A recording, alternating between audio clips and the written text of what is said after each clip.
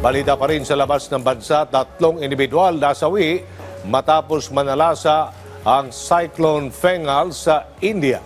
At panibagong Word of the Year ng Oxford, inilabas na. Si Joshua Garcia sa sentro ng balita.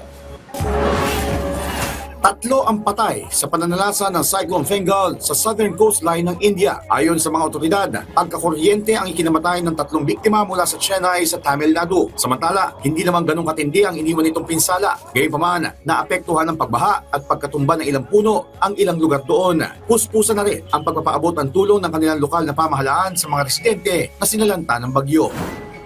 Nagpaabot naman ng walang hanggang suporta ang North Korea sa Russia. Ito'y sa gitna ng pagpapaigting sa military ties ng dalawang bansa. Ayon sa NOCOR, mayroong karapatan ng Russia na protektahan ang seguridad ng kanilang bansa at nasasakupan laban sa Ukraine. Ito'y kaugnay sa paggamit ng bansa ng long-range weapons na mula sa United States. Mababatid naman na nagpadala ang North Korea ng libo-libo nilang sundalo sa Russia bilang suporta sa kanilang mga ikinakasang operasyon laban sa Ukraine.